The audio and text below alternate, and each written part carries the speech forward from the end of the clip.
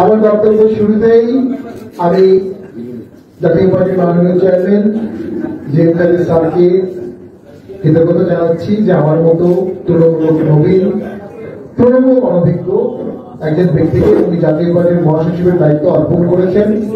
এটি বিশাল দায়িত্ব, উনি আমার উপর আস্থা রেখেছেন এবং সেই আস্থার মূল্য আমি তখনই দিতে পারবো যখন আপনারা সকলে আমাকে সহযোগিতা করবেন।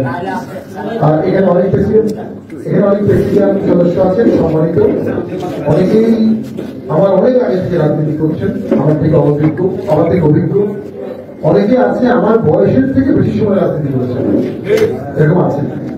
তাদের সকলকে নিয়ে আমাদের দল চালাতে হবে। রাজনীতি সকলকে নিয়ে করার জিনিস, একা করার জিনিস না। সকলকে সাথে নিয়ে যদি করতে পারি তাহলে আমরা অভিষ্ট লক্ষ্যে অবশ্যই অর্জন করতে পারি। মাঝে মধ্যে রাজনীতিতে আমার সাময়িক ক্লান্তি আসে, কিন্তু যখন আপনাদেরকে দেখি 30 বছর 40 বছর অক্লান্ত ভাবে আপনারা রাজনীতি করে যাচ্ছেন, কোনো কিছু পাননি, ঝুঁকি নিয়েছেন, পুলিশের সাথে ধাওয়া করেছেন, নেশা মুক্তি আন্দোলন করেছেন, পার্টি অফিসে আসছেন, সময় দিচ্ছেন, নিজের আর্থিক নষ্ট লস করে করছেন, তখন আমি উজ্জীবিত হই যে আপনারা যদি এত ত্যাগ করতে পারেন তাহলে আমি কেন পারবো, আমাকেও করতে হবে। স্কুলের সাথে আমার 14ই ডিসেম্বর বুদ্ধিজীবী দিবসে আমরা ফুল দিতে গেলাম, আসিফ ভাইও ছিলেন। কঠিন খারাপ একটি সময়, আমাদেরকে যেখানে পাবে সেখানেই টর্চার করবে, মারবে, মক করবে, এরকম একটি ঘোষণা দিয়েছিল। তো সেখানে আমরা 14ই ডিসেম্বরে ফুল দিতে গিয়েছিলাম। তখন শামসুল ভাই এবং সেলিম ভাইয়ের নেতৃত্ব আমি দেখেছি, তাদের দক্ষতা আমি দেখেছি, তাদের সাহস আমি দেখেছি। দুজনই চক্রাতে চেহারা মানুষ, পাশাপাশি তাদের নেতৃত্ব দেওয়ার যোগ্যতা আছে, সাহস আছে এবং ম্যাচুরিটি আছে, এটাও দরকার। আমরা সামনের দিনের রাজনীতি তৃণমূলের ভিত্তিতেই করব। আর জাতীয় পার্টি 7 বার বা 9 বার ভেঙেছে, জল ভাই ভালো বলতে পারবে। প্রত্যেক ভাঙনের উনি সাক্ষী, প্রত্যেক ভাঙনে উনি এরশাদ এবং এরশাদ পরিবারের সাথে ছিলেন এবং সকলেই তাই ছিলেন। তো 7 বা 9 বার ভেঙেছে। প্রতিবারই কিছু সিনিয়র নেতৃবৃন্দ, কিছু প্রেসিডিয়াম পার্টির মূল ধারার সাথে, কিছু এমপি পার্টির মূল ধারার সাথে বেইমানি করছে। কিন্তু কোনোবারই তৃণমূল নেতা কর্মী, ওয়ার্ড সভাপতি, ইউনিয়ন সভাপতি, থানা সভাপতি, জেলা সভাপতি, তারা কখনো জাতীয় পার্টির সাথে বেইমানি করে না। আমরা 25 তারিখে এখানে একটি মিটিং দেখেছিলাম, সেই মিটিং এ জাতীয় পার্টির ফয়সলা হয়ে গেছে সমস্ত জাতীয় পার্টি জেএম কাদেরের নেতৃত্বে সম্পূর্ণ একতাবদ্ধ এবং সামনের দিনগুলোতে জেএম কাদের টার্নিং পয়েন্ট রাজনীতি করছেন। উনি যে বক্তব্য দিচ্ছেন, সারা দেশের বিভিন্ন মানুষ সেই বক্তব্য শুনছে। উনি যে কথা বলছেন, বিভিন্ন মহল সেই কথা অ্যানালাইসিস করছেন। উনি 21 সালে যে কথা বলেছেন, 24 সালে দেশে তাই ঘটলো। 24 সালে যা বলছেন দেখবেন 25 সালে তাই ঘটবে। উনি আল্লাহর থেকে ক্ষমতাপ্রাপ্ত একজন ব্যক্তি, 5 বছর মন্ত্রী ছিলেন এবং গুরুত্বপূর্ণ 2টি মন্ত্রণালয়। ওনার বিরুদ্ধে দুর্নীতির একটি মাত্র অভিযোগ কেউ এখন পর্যন্ত করতে পারেনি, একটাও। আমরা জানি যারা এমপি ছিলাম বিগত সরকারের সাথে, উনি যখন সরকারকে কর্তৃত্ববাদী বলতেন, তখন সেই সরকার তাকে বিপদে ফেলার চেষ্টা করেছেন, তার বিরুদ্ধে তদন্ত করেছে, কিন্তু কোথাও কোন দুর্নীতির নিদর্শন পায়নি।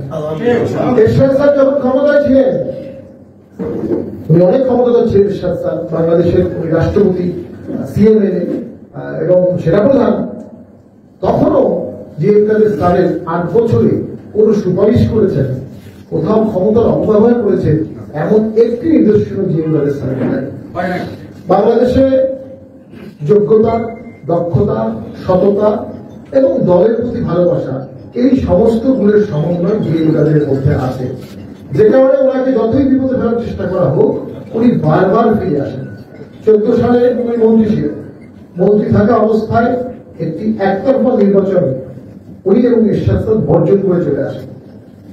উনি সেই নির্বাচনে অংশগ্রহণ করতেন, উনি ওনার পছন্দশীল 50 জন ব্যক্তিকে এমপি বানাতে পারতেন, উনি মন্ত্রী হতে পারতেন, আরো 2-3 জনকে মন্ত্রী বানাতে পারতেন। সেই প্রস্তাব তার সাথে ছিল, কিন্তু দেশের অন্তর্ভুক্তিমূলক রাজনীতির স্বার্থে উনি ওই নির্বাচন বর্জন করেন। 5 বছর সংসদের বাইরে ছিলেন, 5 বছর। জাতীয় পার্টি জেএম কাদের চেয়ারম্যান হয়েছেন এরশাদের ভাই হিসাবে, কিন্তু জাতীয় পার্টির চেয়ারম্যান হিসেবে উনি নিজেকে প্রমাণিত করেছেন যোগ্যতা হিসাবে নিজের পরিশ্রম দিয়ে। নিজের মেধা দিয়ে।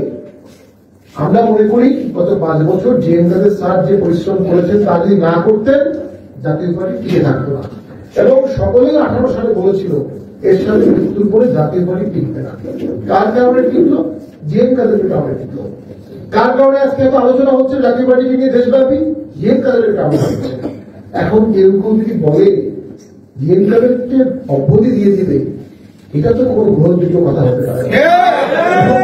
এবং তৃণমূলে একটা জেলাও নাই, একটা মহানগর নাই যে এই দাবির সাথে একাত্মতা জানিয়েছে। আমি কারো কটাক্ষ করবো না। গতকালকেও একটা প্রেস কনফারেন্সে বলা হয়েছে যে কাউন্সিলে উনি হেরে যাওয়ার ভয়ে কাউন্সিল করছেন না। আচ্ছা, কাউন্সিলে কারা থাকবেন? আপনারাই তো থাকবেন, জেলা প্রতিনিধিও থাকবেন, তো সবাই তো জিএম কাদের সাথে, তাহলে ওনাকে হারিয়ে দেবে কে? আমি তো ওনার বিরুদ্ধে প্রতিদ্বন্দ্বিতা করার মতোই কোনো প্রার্থী দেখি না। কেউ প্রার্থীতে করেও থাকে আর তিনি 1% ডেলিগেটের ভোট পাবেন বলে মনে হয় না। এটি বাস্তবতা, একদম জয়ী। সামনে আমাদের জন্য তীব্র কঠিন সময় আসতেছে। আমি জানি আপনারা পার্টির মহাসচিবকে অ্যাভেলেবল চান, আপনাদের পাশে চান। আমি আপনাদের কথা দিচ্ছি, আপনারা যেখানেই প্রোগ্রাম করবেন আমরা সেখানে যাব, সামান্য সহযোগিতাও করব। এবং আমাদের মাতৃসম শিলিকা কাদের ম্যাডাম, উনিও আপনাদের সাথে খুবই সংযুক্ত, আপনারা ওনার সাথে অ্যাক্সেস পান, কথা বলতে পারেন। উনি কিন্তু জাতীয় পার্টিতে একটা চমৎকার সাপ্লিমেন্টারি রোল প্লে করছেন। জিএম কাদের স্যার যাদের সাথে কথা বলার সময় পাচ্ছেন না, উনি কথা বলছেন, চা খাওয়াচ্ছেন, আদর করছেন, ভালোবাসছেন। এই ভালোবাসার কারণেই দলের শক্তি বাড়ছে। মানুষ তো নেতাকর্মীরা সবাই ভালোবাসা চায়। চেয়ারম্যান স্যার একা তো সবাইকে কথা বলতে পারবেন না, সেই ক্ষেত্রে আমাদের মাতৃসম শিলিকা কাদের ম্যাডাম চমৎকার ভূমিকা পালন করছেন। এবং উনি কারোর বিরুদ্ধে কোনো কটাক্ষ করেন না, কাউকে বদনাম করতে দেন না। এরশাদ স্যার এবং জিএম কাদের যে অসাধারণ শিষ্টাচার আছে তার পুরোটাই তার মধ্যে আছে, এবং এটাই যাতে উনি অত্যন্ত ভালো সংগঠক, অত্যন্ত ভালো সংগঠক। হ্যাঁ, অবসরে বলে আমি রেগে যান, এটা একটা মানে আছে, আপনি কোথাও রাজনীতি পছন্দ করেন। তো আমি মনে করি আমাদের সৌভাগ্য যে পার্টির ক্রান্তি লগ্নে আমাদের শিলিকা কাদের ম্যাডাম আমাদের পার্টিতে সময় দেন, বুদ্ধি দেন, পরামর্শ দেন, অংশগ্রহণ করেন। এটি প্রয়োজন আছে,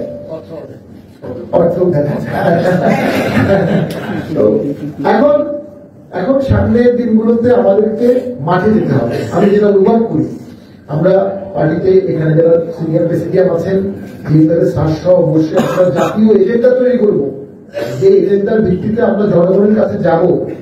আমরা স্বল্প সময়ের মধ্যেই সব বিভাগে যাব ইনশাল্লাহ, স্বল্প সময়ের মধ্যেই সব জেলায় যাব ইনশাল্লাহ।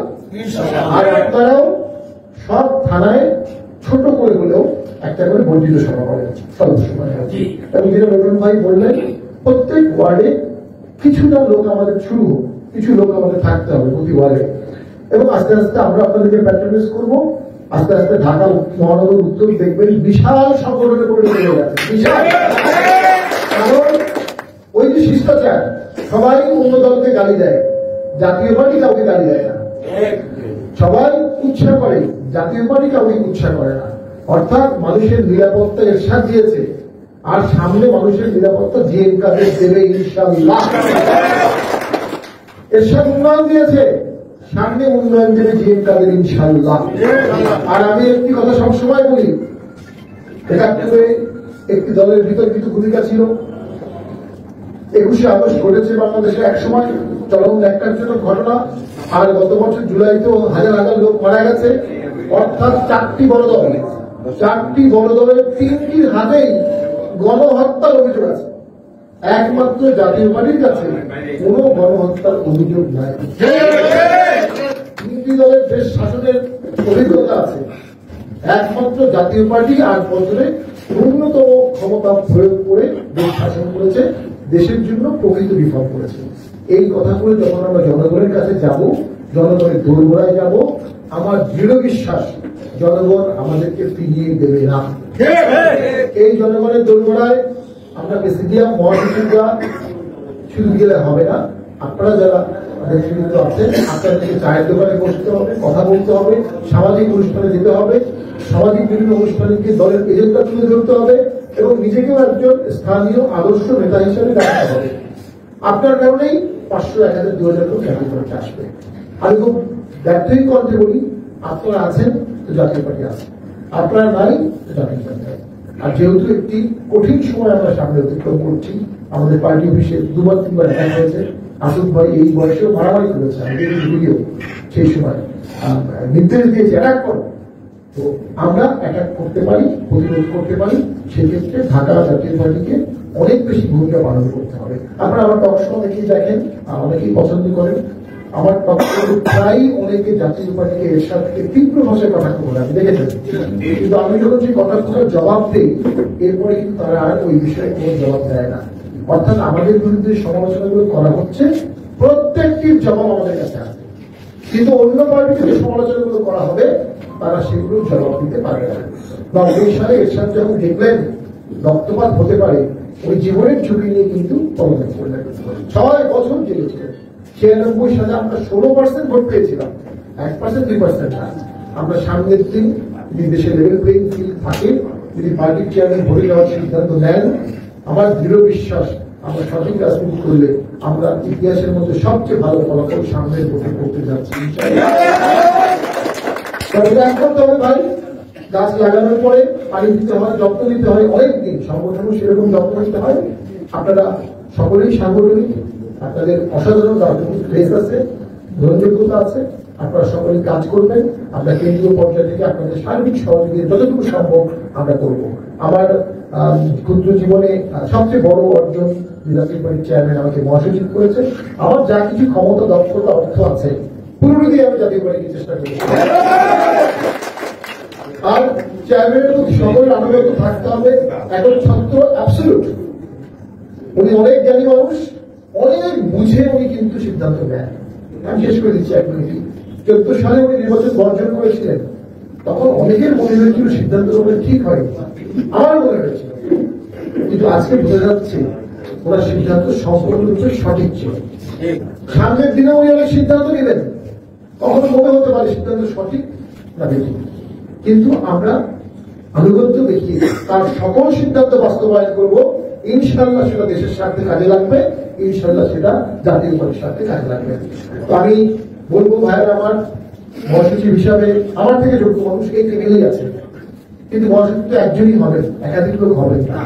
আজকে আমি হয়েছি, পরে আরেকজন হবেন, যিনি মহাসচিব হবেন তাকে সহযোগিতা করি আমরা সকলে। আমাদের দলের স্বার্থ রক্ষা হবে, দল আগাবে, জিএম কাদের হাত শক্ত হবে, জাতীয় পার্টির হাত শক্ত হবে, এরশাদের আত্মা শান্তি হবে। জাতীয় পার্টির মাধ্যমেই এরশাদ বেঁচে থাকবে ইনশাআল্লাহ। আমরা বক্তব্য দীর্ঘায়িত করবো না। খুব স্বল্প সময়ে এই আয়োজন করার জন্য যারা আয়োজন করেছেন, বিশেষ করে আমাদের মন্ত্রিসভা সেক্রেটারি ম্যাডাম এর পিছনে আছেন, উনি সবাইকে ফোর্স করেছেন বা উৎসাহিত করেছেন। আমরা মনে করি যে আপনাদের এই আয়োজনে আমি বিভক্ত হয়েছি। আমি এটা যোগ্য কিনা আমি জানি না, কারণ আপনারা এই সম্মান আমাকে দিয়েছেন, এই ভালোবাসা আমাকে দিয়েছেন। আমি কথা দিচ্ছি আপনাদের সম্মান ভালোবাসার প্রতিদান আমি অবশ্যই দিব। ধন্যবাদ।